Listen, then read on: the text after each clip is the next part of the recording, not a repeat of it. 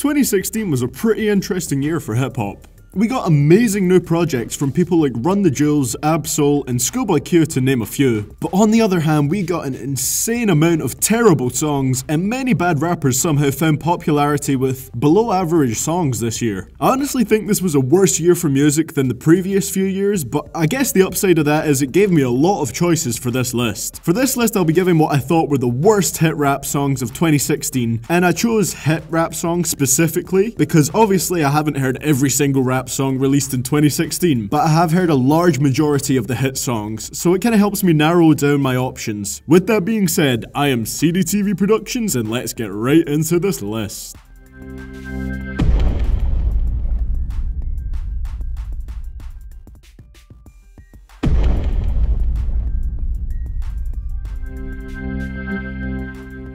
At number 10, we have Both by Gucci Mane featuring Drake.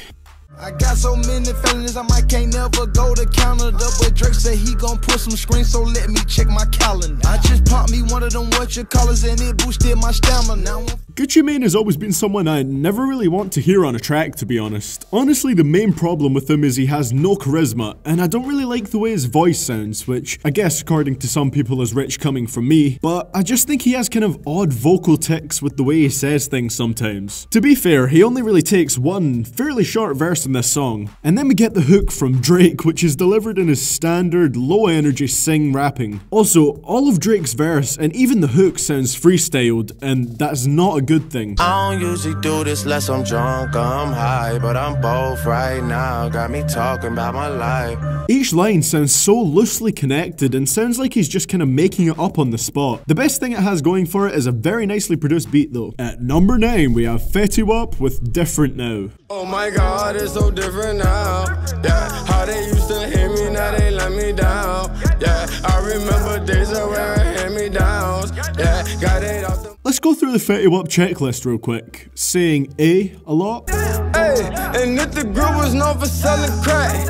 Hey, I'm from 12th and 22nd, that's a fact. Hey. Check. Singing the phrase, yeah baby.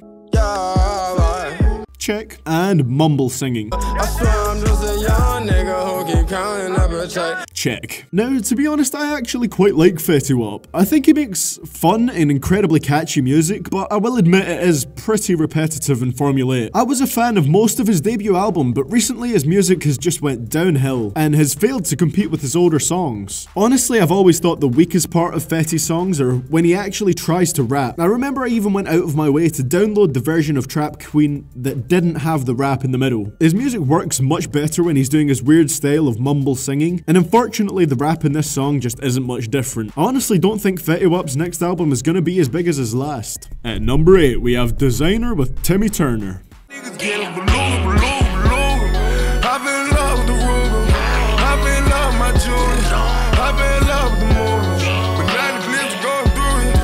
So this was what Desiigner released after the success of his hit song Panda, and the hook for this actually came from his XXL freestyle which went viral, which unfortunately I can't play a clip of on the screen right now because XXL would actually copyright claim it, those money grubbing bastards. Unfortunately, even though the hook is catchy, I don't think it really works well with this beat, and it actually sounds quite offbeat at times to me. Also, his rapping for the first 4 or 8 bars sounds horribly offbeat, but after that he manages to stay relatively on beat, but I'm still trying to decipher what he's saying. Desiigner is one of the biggest mumble rappers out there right now. He's one of the harder rappers to understand, and he could literally be saying anything because you can't really pick up on it. I have this song a bit higher than the others because the hook is pretty catchy and the beat switch at the last minute actually sounds pretty good. I really like the way it sounded when the beat switched up with that kind of more uplifting, almost inspired sounding type beat. I thought that sounded a lot better than the kind of trap style beat earlier. I also didn't really like the synths on this song, which I know is something that's really specific, but usually I'm like a sucker for synths. You throw synths on a beat and I will love it straight away, like high-pitched synths, low-pitched synths. I just love that on an instrumental, but here it's just so high-pitched and scratchy and I just don't like the sound of it. So it has some redeeming qualities, but they're very few. At number 7, we have Sage the Gemini with Now and Later. I can be a lifesaver, treat me like a jawbreaker. You got 31 flavors, baby. You can get this now or later. This This is a standard party song that you would expect from someone who has collaborated with Flo Rida. It has kind of different subject matter to GDFR, which Sage featured on, but the formula is pretty much exactly the same. Low effort punchlines. Give you good until you get a contusion. What a lovely comparison there, because when you think getting head, you also want to think about a swollen, bleeding brain. Then we have the worst pickup lines that would never be used by anyone with a brain. If I ever had your number, I think God would use it. Nice to know that you're so indifferent to this girl that you might use her number if you had it. This song is literally an instrumental. Any other rapper could be thrown over this and the end product would be exactly the same. Honestly, the most interesting and pretty cool part in the song was the Arabic rapping, which lasted for literally a line and a half. For number 6, we have Migos, Bad and Boujee featuring Lil Uzi Vert. Hey! Raindrops, drop top, smoking, no cooking, the hot pot.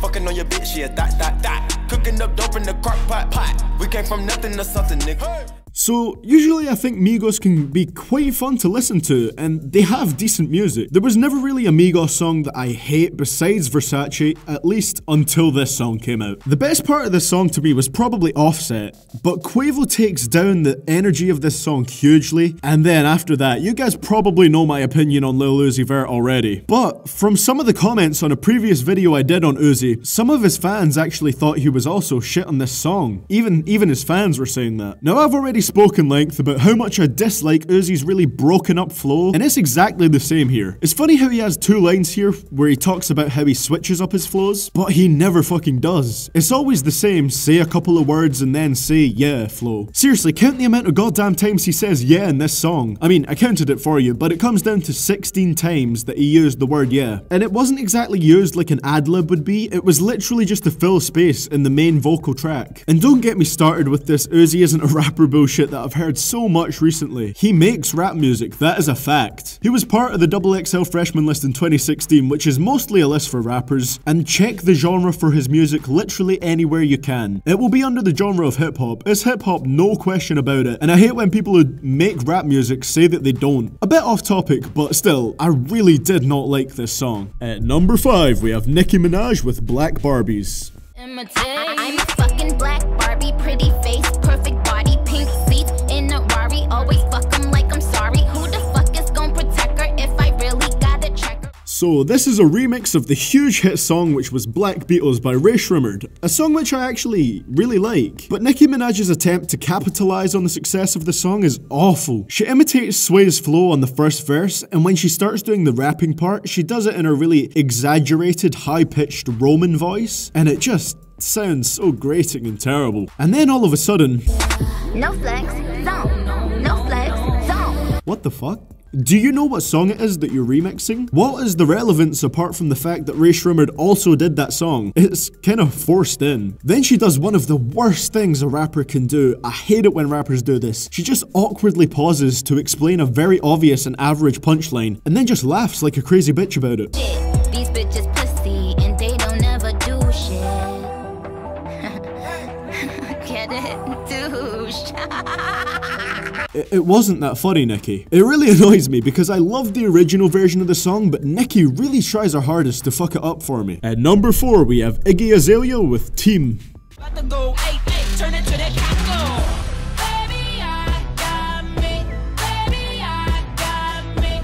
And that's all I need. Yeah. So, Iggy Azalea is trying to be as popular and relevant as she was in 2014, and I guess she kind of succeeded because this single went gold. But then again, that is still a big step down considering her song Fancy sold 3.97 million copies in the same year it was released, and her other hit Black Widow went double platinum in the same year as its release. Obviously, I'm not saying that 500,000 sales is bad numbers, it's just a huge step down from previous singles. As for the song itself, it has a very similar sounding beat to her previous songs with those kind of bass hit sounds, but they sound pretty nasty here. It isn't the worst beat of her, but it definitely doesn't sound appealing. As a rapper, Iggy isn't too interesting, and Jesus, the hook sounds pretty goddamn bad. She should definitely stick to having other people doing her hooks for her. The singing by her, or shouting, whatever you want to call it, sounds so forced. And I don't even hate this because of Iggy's fake American accent. I can actually kind of understand it. The reason for that is, if I tried to rap, like, I would never be able to use my real voice and have it sound good on a track. I'd have to put on a fake accent. So I can kind of sympathize with her there. Lyrically, it could be interesting, you know, with the kind of subject matter about her being independent and working by herself, even though that's not true in the slightest. But nope, the subjects she talks about aren't even interesting here. At number 3, we have 21 Savage with No Heart. Young Savage, why you trapping so hard?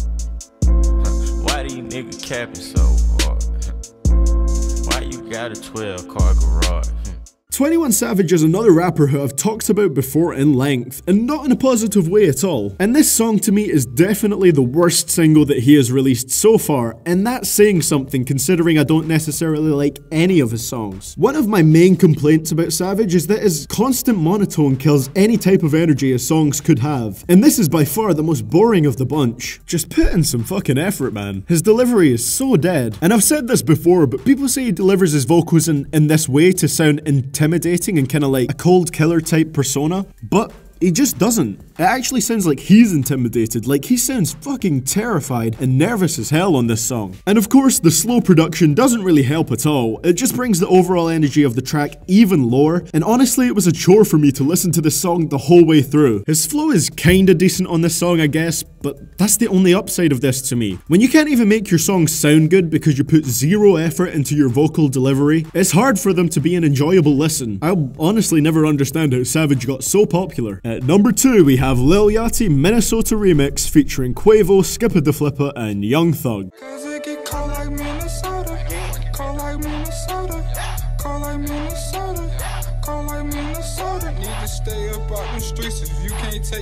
Now how could this be worse than all the other songs on the list except number 1? Well, I'll tell you how. No matter how much I hate songs like No Heart and Black Barbies, at least they sound like actual rap songs. Like, I have nothing against fun rap songs, but this song genuinely sounds like a parody of rap music. The way Yachty awkwardly sings the hook sounds horrible, but you can't help but laugh because it honestly sounds like a joke. Now I know no one really takes Yachty that seriously, but this is on a whole other level. And this is coming from someone that can actually listen to his Lil Boat mixtape and get some enjoyment from it. But this song is trash. Thinking about it, it actually sounds more like a nursery rhyme than anything. Unfortunately, none of the guest verses on this song can save it. Quavo does a pretty good job on this track, and Skippa the Flippa actually has a great verse, but it's short as hell. And then Young Thug comes on and I couldn't take the song seriously again. I laugh at it, but I honestly don't find it entertaining. It's a painful listen and definitely the worst I've heard from Yachty. One Night was pretty bad, but this was dreadful. And at number 1, you might have seen this one coming, but we have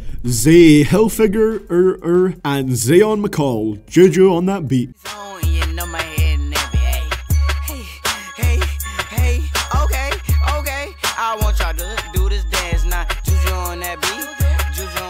And of course, number 1 is our shitty rap song about a dance for 2016. And it was even shittier than previous ones. Even Watch Me Whip was a better song than this. Don't even know where to begin with this song. First off, I guess there's the fact that the actual vocals of the song don't even sound professionally mastered, because I don't think they are. I don't know if any of you guys feel that way about it, but I thought the actual overall sound quality of the song didn't sound that great. It sounded amateurly recorded. And then there's the fact that there are barely any actual rhymes in the song. Like, I can actually count how many times they rhyme in the whole song. In this whole song, I shit you not, there were 5 pairs of different rhymes. And that's being kinda generous. 5 fucking pairs.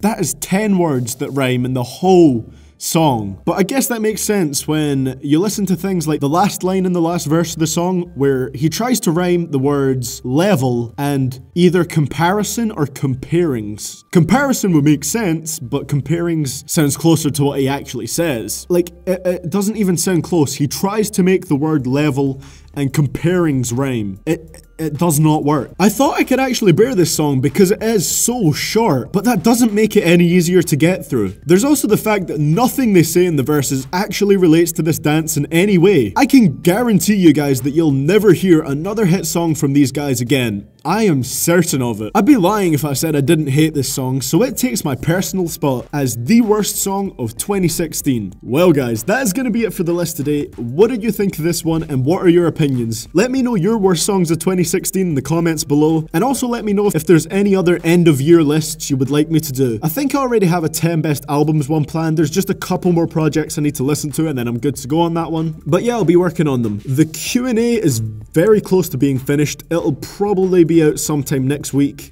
Just got to get a few things filmed for that, and then we are good to go. I hope you guys enjoyed this, and as you know, it's just my opinion, but I thought I'd go in pretty hard on this because there was no songs that I necessarily liked here, so I could honestly just spill out my honest feelings on them. Thank you all for helping me get to where I'm at just now. 32,000 subscribers is ridiculous, and I hope that you guys all see this video and enjoy it. With that being said, guys, links to my Patreon and Twitter are in the description below, so go check those out if you want to, and I will hopefully see you guys all in the next video. This is CDTV Productions, signing out.